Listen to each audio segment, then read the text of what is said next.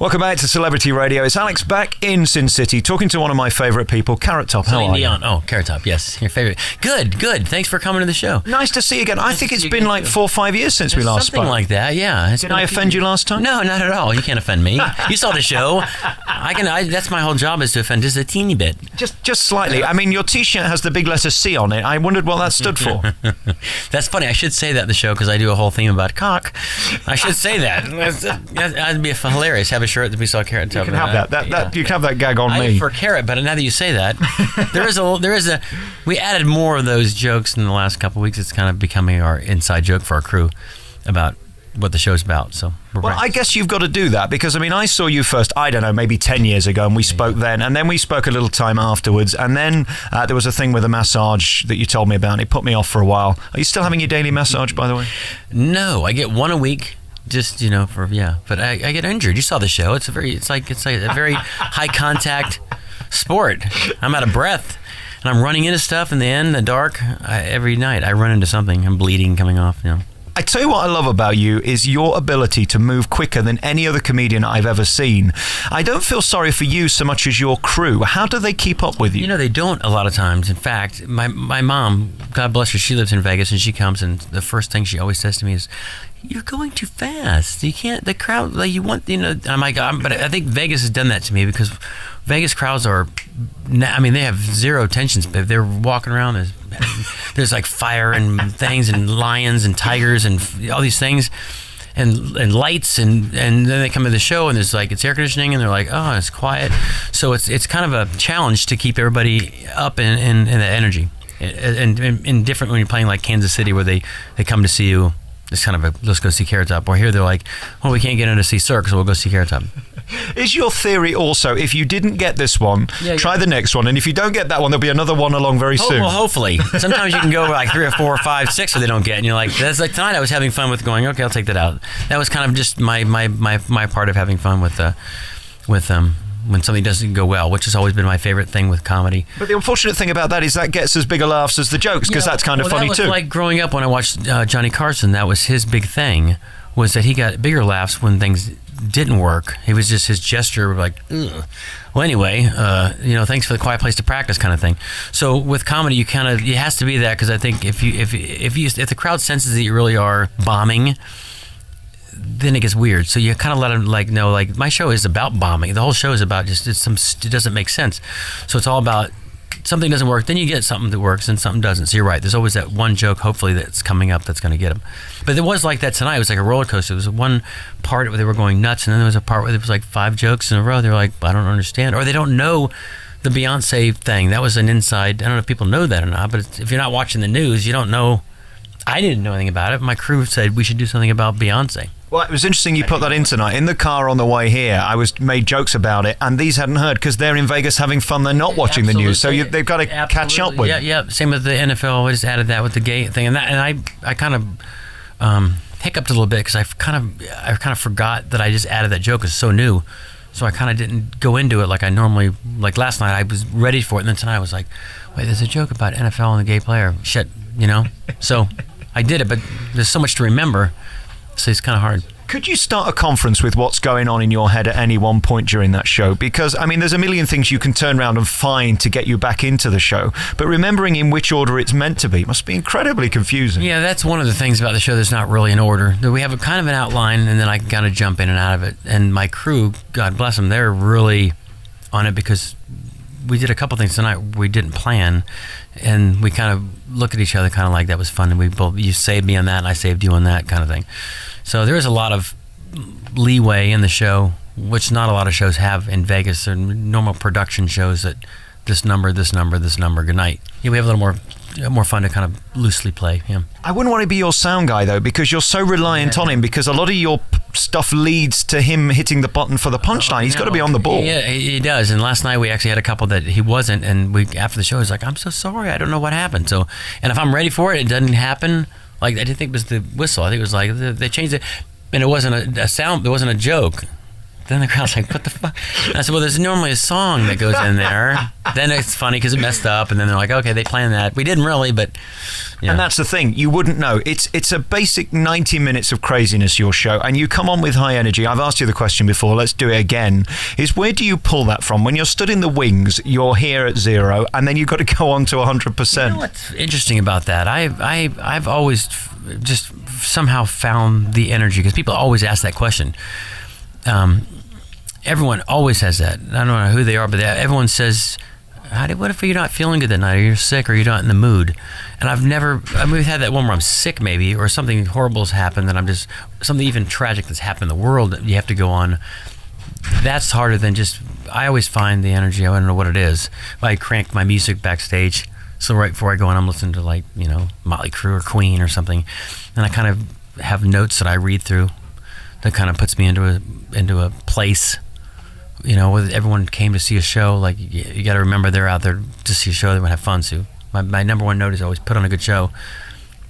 And the second one is it's how you finish. Because in any kind of analogy with sports or with anything in life, it's how you finish. And I've had shows that have been not going well for a while, and then at the end they're all just so happy. Or just like in sports, they're down 3 touchdowns, and they find a way to finish. That's always the most important thing, is finish whatever it is. So do you also realize it's interesting watching you? I don't always need to laugh. It is kind of fascinating to see what I've never seen it. That's the only problem. I'm always doing it. You want to take the show. Watch it one night. It's horrible. I'm one of these people. I don't know if you're the same, but I can't watch me and I can't hear me. If I hear if I'm driving and the ad comes, I'm like, like a billboard's one thing. I'm like, okay, I've seen myself, but listening or watching them, it's too critical. I've never really honestly gone back ever, I don't think, and watched a show. I've never seen an audience where you've bombed, though. What's interesting tonight, looking around me, I mean, there was a couple who were in their 70s this side. There were kids. Yeah, there's an eclectic age group tonight, which was. Sometimes I always think that I kind of want to address that, because there was a guy in the front with a cane, and then there was really young girls. They're probably 19, and then there were some 30-year-olds, and then there was some 40, and then there was 70s, and so it's interesting what different age group laughs at what too. Like, I did something that was really pop culture, and the old guy, I kept looking at him, he was laughing, and the young people didn't quite. You know what I mean? So it's interesting. I've always had a fascination with the age groups that come to shows, and trying to find a medium that they all can kind of find something funny. Even if it's a whole show, I've had older people come back. I loved, like the lady that said, I loved your show. I didn't understand half of it, but it was everyone around me was laughing. So I guess I must, he didn't know the reference. And I love how you add stuff in. I notice things every time. There was the lovely iPad joke. I won't give it away because that wouldn't be fair. But there's things you add in that make me laugh out loud that are just so clever. Do these things come to you in the middle of the night? How do you think of them? Yeah, they're always different how they come about. Some are like pop culture references are like the Miley Cyrus, whatever it is. So I just kind of thought there should be something with a tongue. So then I thought a drill, put the two together, kind of. I think I was on a plane one time reading a book, and there was a guy next to me, and I said I had an iPad, and I said, "What's that?" It says a Kindle.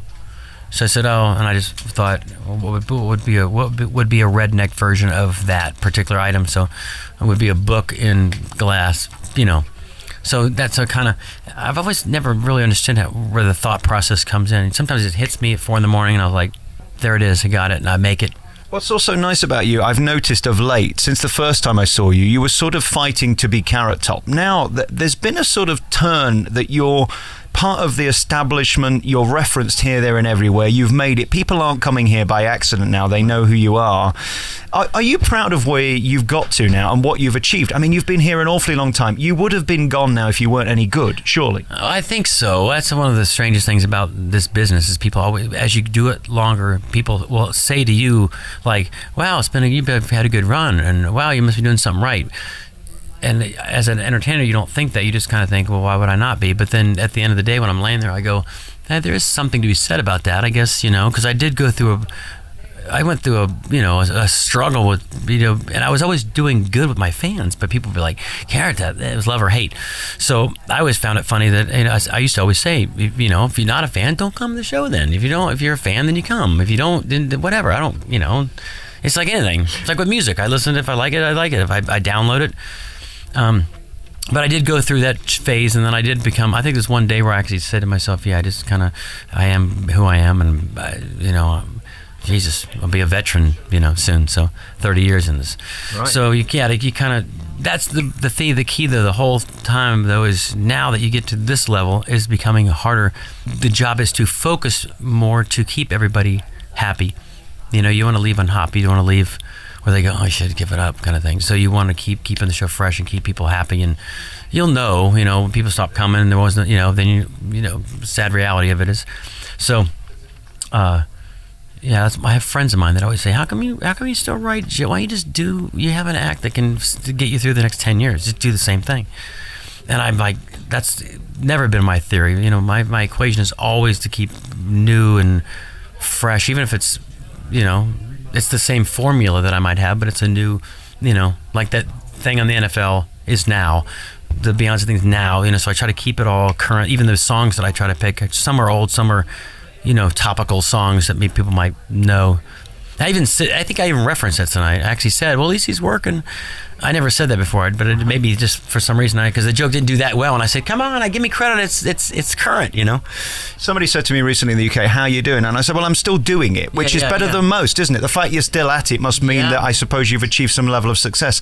And I think that all the time. There's not a night that goes by that I'm not either up there in the middle of the show thinking that, or before the show or after the show driving home. I always think, wow, I'm still doing this. And when people say it to me a lot too. Just the other day, some kid, just like 19, said, wow, isn't that cool? You're still doing it, man. That's awesome. And I was like, but you hear that more and more, so then you start thinking now, I don't want to hear it. I would rather say, hey, it's, whatever. They kind of bring you back to, like, I have good friends with Queen from your town there. Exactly. And they always say the same thing when I saw them play here with live at the iHeartRadio. I was like, how cool is that? And he said, well, we're still doing it, right? And I was like, yeah, but you were awesome, man. It's not like you're just still doing it. You should be doing it. Exactly. You're Queen, so. I've interviewed Brian May in the past, and I always say to him, I can't imagine being you, to go around the world hearing you whenever you switch on, and to have that level of respect that people are prepared to get their earned money, which is, let's face it, there's not much of it around, and then give it to you and say, right, come on, entertain me. That surely is the greatest honor. Absolutely. And what's really funny, you just brought Brian May into this, because the joke that I do in my show where I say, I'll be Cotton Top, is when I met him, he has my hair but white, and I said, oh, it's Carrot Top and Cotton Top. And then he laughed, and I said, I'm going to put that in my show, and I did. So that's from Brian May. I mean, this is real. You say in the show that this isn't dying? I used to say I don't curl it, comb it, color it, nothing. Howard Stern says the same about his, but there's going to be a day you wake up and it doesn't look like that. Are you going to be humble and allow yourself to do the Brian May and become grey, or you could just, you can't be Carrot Top. It's gray. What's really funny is in the daytime, in the light, there's a lot of gray in my hair. Seriously. Now, Howard Stern's a liar. He must color his. You believe that? I've been on his show, but he's got black hair. No, come on. He has a color. But I have not colored mine yet. If we turn the lights up, you see tons and tons. I kind of think, I don't know. I'm as an entertainer, you're all kind of vain a little bit and kind of, But I don't think people would buy it if it was like this dyed hair. I think that we have to say, that's cool. I like when I see Bonnie Raitt. That's what my friend always, you look like Bonnie Raitt. She's got the little white and her red. So I think I'll just have to let it go. I think so, because the one appeal you have is that you're the underdog in your show. Despite the fact you're fit and despite the fact you have the hair and all of that, you always put yourself... It's a bodysuit that I wear. It's like an inflatable. Yeah, some lady asked me that. She saw the show and she's like, after the show, she's like, was that a bodysuit? And I was like, how weird is that? That I wear a bodysuit to do the... No. I said, I do the gym every day and do crunches, that stupid Mick Jagger bit. The Oprah in me wonders whether at the end of the show, when you come on naked for your punters and to titillate them with your nakedness, whether... But that's only because I've done that from day one. I don't. It's not really. It's just. It's almost to leave the show. The whole show is got a. It doesn't even. I don't know how it happened, but I've done that forever, and people have always said, "Wait, how long are you going to do that?" I said, "Well, until I can not pull it off." So I just keep doing it. But there's a whole level of the show's kind of creepy, and then at the end it's even creepier, and then you go, "Why do you take your shirt off?" But then it works. It makes sense. But then they're like, "It's kind of weird." But you see, I think we're in the same boat. I've said this before. Being ginger is virtually a disability, especially where I live. So is that you at the end going, actually, I'm quite fit, and I know some of you ladies will sleep with me? Nope, never thought that, ever. I've always been the goofy guy. No, I've never been out the guy to take your shirt off to kind of get them to go, ooh. I've always liked goofy. And I think maybe they leave going, oh, it's not really that goofy. Okay, it's kind of rock and roll. It's kind of cool. But no, I've always just done that. I was always just skinny guy that just took my shirt off a lot. And I thought one night in the show, I said, I'll just take my shirt off. Yeah, I won't be taking mine off during my show. I think it's best I leave my put clothes it back on. You've had your own off the whole interview. It's kind of creepy. I thought you'd be enjoying it. I have. It's nice to see you again, and it's nice to see this show that you still have energy to do it, because I have great admiration for anybody who has the discipline to turn up at a theatre night after night. I had a guy here the other night. I don't know his last name. His name's Clarence. I wish I knew his last name, but he's an old cat they did everybody, Michael Jackson, and you could look up it's unbelievable. And that was his comment. He came to the show and he said, I really appreciated the energy. I guess it was most entertaining. I don't know. I've always found the energy to be the easiest part of the show. But he had mentioned that too. Said I like the energy and to come in night after night, because I know it's tough, but it's not really tough. It's like it's your job, and it's fun. You go up there and you're like, I'm in show business. I say that every time I go on, I'm Mike, and they go, please, and I hit my guy's fist, and I said, show business, baby, because it's awesome. And surely this is what you've dreamed of. This is it. If it's not going to get any bigger or better, you're in Vegas, you're starring in your own show. Or an architect, believe it or not. But then I got into this. But no, this is, even when something's going really poorly, though, honestly, you look up at night, and I look at the lights and look at the thing, and I'm like, I'm in show business. It's pretty cool. It must be great to be you, Carrot Top. Always nice seeing you. Laugh and smile. That's the best part. You feed off that energy every night. So it's a very cool job to come to work and laugh every night. So I think the greatest compliment I can pay you to end with is that you say some really offensive things. You push it further than most people do in Las Vegas, but you have a warmth about you. But I think that's part of being a comic. Is it's tragedy, and it really is. It is how much you push it, though. I did years ago. I just did a lot of state fairs, and the age group was literally 8 or 4-year-old strollers to 80-year-olds, people cotton candy and rides. And the show used to be a really clean show. And I remember I did a fair one time, and it was the cleanest show I've ever done. And the next day there was an article in the paper, and the woman wrote it, said, first of all, I just gotta say that it was the most foul, most like juvenile, whatever. But I laughed the whole time, and he made it a comfortable something. And I was thinking that was like the cleanest G-rated show ever, and she still said it was foul and disgusting. Yet she said it came off in a way that was fun and likable, I guess. So she said everyone around was like, it was pushing it, but still silly. So that's always how I've wanted to be. I've never wanted people to leave and be just turned off or being like, God, that was really mean or mean-spirited.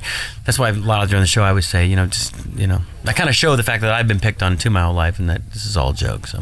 Exactly. I mean, with our faces, you have the right to sort of throw a little bit back. That's the way I see it. Yeah, well, yeah. I earned that, right? Carrot Top, lovely to see you. Thank you. Lovely to see you, too. Thanks for coming all the way down, too. Thanks for bringing your friends.